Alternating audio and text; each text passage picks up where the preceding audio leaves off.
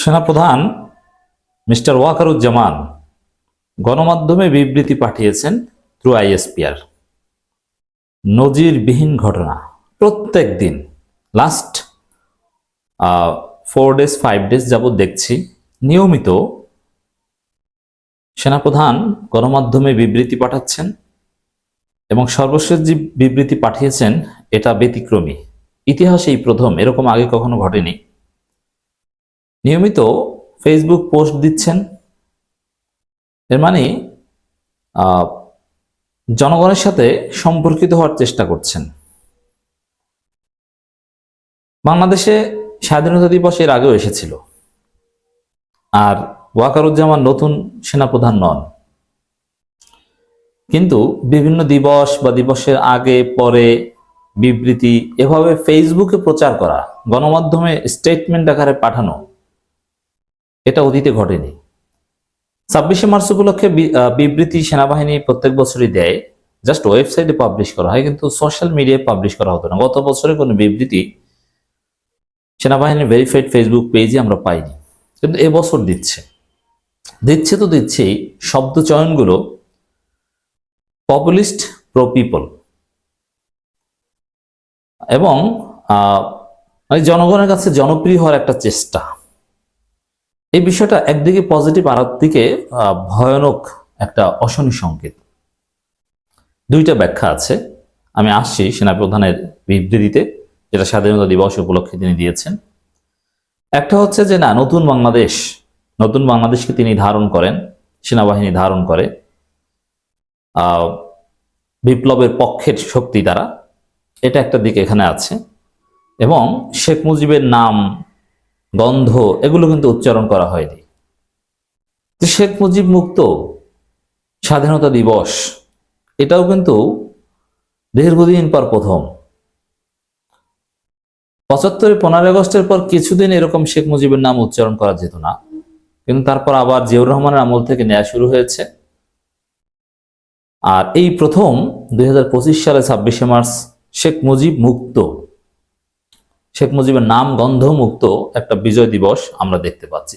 সেনাবাহিনীর যে স্টেটমেন্ট, সেখানেও শেখ মুজিব মুক্ত, আওয়ামী ন্যারেটিভ মুক্ত একটা বিজয় দিবসের আবহ আমরা লক্ষ্য করছি। তো এটা একটা দিক হচ্ছে যে ভালো, যে না, নতুন বাংলাদেশকে ধারণ করেন। আর একটা দিক হচ্ছে সেনাবাহিনীর একটা উচ্চাকাঙ্ক্ষা থাকতে পারে সেনাপ্রধানের, যে জনগণের কাছে ভালো সাজছেন, জনপ্রিয় হচ্ছেন, পিআর করছেন, ইফতার মাহফিল করছেন, বিশিষ্ট ব্যক্তিজনকে ডাকছেন, সেটা আবার ফেসবুকে দিচ্ছেন। এটা হচ্ছে যখন ক্ষমতা নেওয়ার ইচ্ছা থাকে তখন নিজেকে এভাবে পজিটিভলি উপস্থাপন করা। এটাও হতে পারে, আবার না, নতুন বাংলাদেশের পক্ষে এমনিতেই সমালোচনায় পড়েছেন, জনরোষে পড়েছেন, এই সমালোচনা থেকে বাঁচতে এই সুন্দর সুন্দর কাজ। এই দুইটার একটা ব্যাখ্যা। তবে আমরা বিশ্বাস করি যে না, কোনো রাজনৈতিক উচ্চাকাঙ্ক্ষা নেই, তিনি ইমেজ বিল্ডিং এর কাজ করছেন না, পিআর করছেন না, যার সমালোচনা থেকে বাঁচতে নতুন বাংলাদেশের পক্ষে তাদের অবস্থানটা একটু দেখাচ্ছেন, আর কিছু না। কিছু বিষয় আছে, দেখেন, এই সেনাপ্রধানের যতই বিতর্ক থাক, সাধারণত যেসব সেনাপ্রধান অভ্যুত্থান ঘটায় তাদের যে জেদচার, তাদের যে দৃষ্টিভঙ্গি, কথা বলার স্টাইল, লাইফ স্টাইল, এগুলো অনেক কিছুর সাথেই ওয়াকারুজ্জামানের মিলে না। ওয়াকারুজ্জামানের কথাবার্তার মধ্যে কয়েকবার স্ট্রেট ফরওয়ার্ড বা হার্শ একটা ভাব আমরা দেখেছি, তারপরও in compare with other Wakeruzzaman যথেষ্ট সফট, কোরআন হাদিসের আয়াত বলেন, ইত্যাদি ইত্যাদি। তো এইগুলো বিবেচনায় তার পক্ষে সেনা অভ্যুত্থানের বা ক্ষমতা নেওয়ার কোনো সুযোগ নেই, কিন্তু তারপরও এই সোশ্যাল মিডিয়া কেন্দ্রিক যে অ্যাক্টিভিজম, এটা নজিরবিহীন, এটা গত বছর এরকম ছিল না। তবে এই জায়গাটা আমাদের নজরে রাখতে হবে। আমরা দেখি সেনাপ্রধানের বাণী দিয়েছেন এবং সেটা স্টেটমেন্ট আকারে প্রচার করছেন। সেনা সদর দপ্তর থেকে, ঢাকা সেনানিবাস থেকে প্রচার করা হয়েছে ফেসবুকে। 26শে মার্চ 2025 মহান স্বাধীনতা ও জাতীয় দিবস।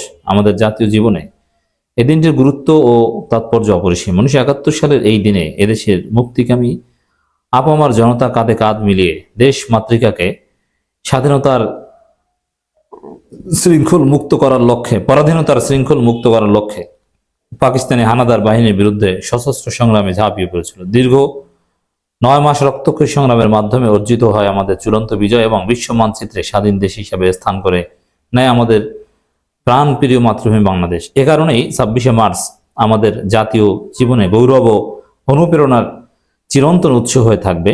স্বাধীনতা দিবসের এই শুভ লগ্নে আমি বাংলাদেশ সেনাবাহিনীর সকল সদস্যকে জানাচ্ছি আমার আন্তরিক শুভেচ্ছা ও প্রাণঢালা অভিনন্দন। এখানে গত বছরে ওয়েবসাইটের যে বিবৃতি বা এর আগের যে কথাবার্তা, সেখানে কিন্তু শেখ মুজিব পূজা দিয়েই শুরু হতো, কিন্তু এবছর শেখ মুজিব পূজা নেই। স্বাধীনতা জাতীয় দিবসের এই মহেন্দ্রক্ষণে আমি গভীর শ্রদ্ধার সাথে স্মরণ করি। দেখেন কাকে স্মরণ করতো এতদিন? সবাই, এটা শুধু সেনাপ্রধান নয়, সবাই। এমনকি জামাতের আমিরের বিবৃতিতেও অনেক ক্ষেত্রে শেখ মুজিবকে রেসপেক্ট করা হতো। মকবুল আহমেদ জামাতের আমির হয়ে সর্বপ্রথম শেখ মুজিবকে স্মরণ করেছিলেন, আর ডাক্তার শফিকুর রহমান হোসেন। সেই সব অকুতোভয় বীর শহীদদের, যাদের সুমহান আত্মত্যাগের বিনিময়ে অর্জিত হচ্ছে আমাদের প্রাণপ্রিয় স্বাধীনতা। আমি আরো স্মরণ করছি সেনাবাহিনীর সকল শহীদদের, যারা শুধু স্বাধীনতা যুদ্ধই নয়, স্বাধীনতার পরবর্তী সময় দেশের স্বার্থে দেশ এবং বিদেশে দায়িত্বরত অবস্থায় নিজেদের জীবন উৎসর্গ করেছেন। আমি মহান আল্লাহ তাআলার নিকট সকল শহীদদের বিদেহী আত্মার মাগফিরাত কামনা করছি এবং তাদের পরিবারের প্রতি গভীর সমবেদনা জানাচ্ছি। বাংলাদেশ সশস্ত্র বাহিনী তথা বাংলাদেশ সেনাবাহিনী দেশের গর্ব ও আস্থার প্রতীক।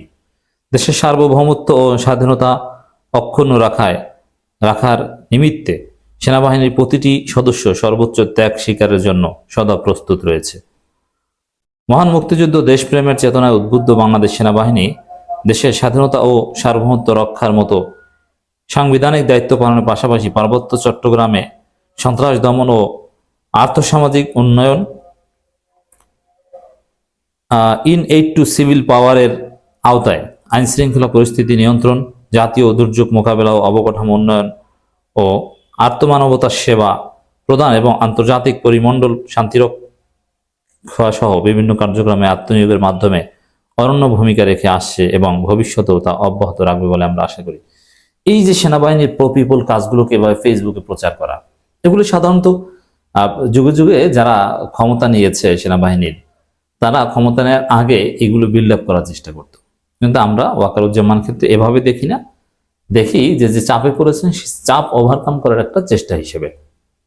কিন্তু এটা ব্যতিক্রমী, নজিরবিহীন। স্বাধীনতার পরবর্তীতে সময়ের পরিক্রমায় বাংলাদেশ সেনাবাহিনী আজ একটি দক্ষ, সুশৃঙ্খল এবং সুসংগঠিত বাহিনী রূপে আত্মপ্রকাশ করেছে।